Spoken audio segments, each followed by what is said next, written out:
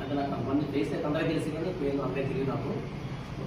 ఈరోజు అశోక్ సమకూర్చినటువంటి పింగళ వెంకయ్య గారి యొక్క జన్మదినోత్సవాన్ని మనం పురస్కరించుకుంటూ ఇలా గ్యాదర్ అవ్వడం జరిగింది.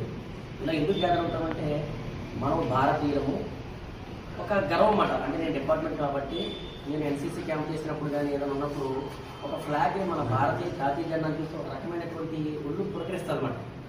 అది మనకు ఇంటర్నల్గా ఒక భారతీయుడు అనే ఫీలింగ్ మనలో కలుగుతుందండి. మీరు ఎవరైనా సరే అంతమంది ఒకసారి క్రౌడీలో ఒక్కసారిగా మన నేషనల్ ఫ్లాగ్ ఎదుర్కొంది అంటే కనుక ఒక రకమైనటువంటి అలజడి కలుగుతుంది మనసులో. అటువంటి జాతీయ జెండాని మన పింగళ వెంకయ్య గారు, అది మన ఆంధ్రవాసి కృష్ణా జిల్లా బట్ల పెనుమండ గ్రామంలో జన్మించిన వ్యక్తి, దాన్ని రూపొందించడం మనకి నిజంగా గర్వకారణం. ఇతను 1878 సంవత్సరంలో జన్మించాడు.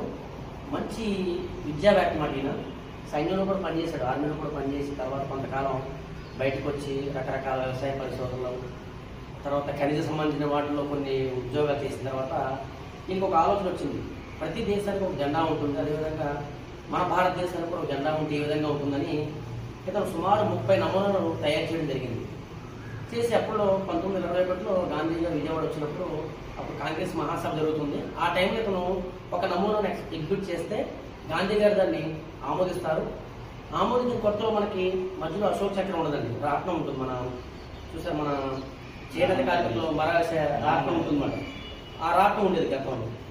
తర్వాత కాలక్రమేణి మనకి స్వతంత్రం వచ్చిన తర్వాత ఆ రాట్నం ప్లేస్లో ఈ సారనాథ స్తూపం నుంచి గ్యాదర్ చేసినటువంటి అశోక చక్రం అది ఉండడం జరుగుతుంది. ఇందులో కలర్స్ గురించి తెలిసిందే. మన కాషాయం వచ్చేసి త్యాగానికి సంబంధించింది, వైట్ కలర్ వచ్చేసి శాంతికి సంబంధించింది, పచ్చ రంగు పాడి పంటలకు సంబంధించింది. అంటే మన దేశం ఆ విధంగా అభివృద్ధి చెందుతుంది. అంటే మనంతా కూడా భిన్నత్వంలో ఏకత్వం, రకరకాల రిలీజన్స్ ఉంటారు మన దగ్గర, రకరకాల డిఫరెంట్ మెంటాలిటీ గల వ్యక్తులందరినీ కూడా ఒకే టాటకి తీసుకొచ్చి వీళ్ళందరూ భారతీయులని చెప్పడానికి మనకి ఈ జెండా ఎంతగానో దోహదపడుతుంది.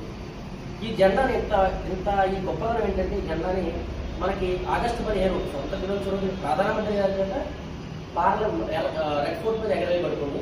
అదేవిధంగా జనవరి 26 రిపబ్లిక్ డే రోజున రాష్ట్రపతి గారి దగ్గర పార్లమెంట్ భవనం పైన ఎగరవేయబడుతుంది. అంటే అంత ఉన్నతమైనటువంటి గురుతరమైన బాధ్యత మన జెండాకు ఉంది. జెండా సంబంధించి ఒక స్టాండర్డ్ ఆఫ్ ఉంటుందండి. ఎందుకంటే జెండాని ఎప్పుడు ఎగరేయాలి, ఎప్పుడు దాన్ని దించాలి, ఏ విధంగా ఎగరేయాలి, దాన్ని తీసుకోవాల్సిన జాగ్రత్తలు. ఇప్పుడు మనకి ఈ జెండా కాకుండా మన లోపల కూడా చాలా ఫ్లాగ్స్ ఉంటుంటాయి.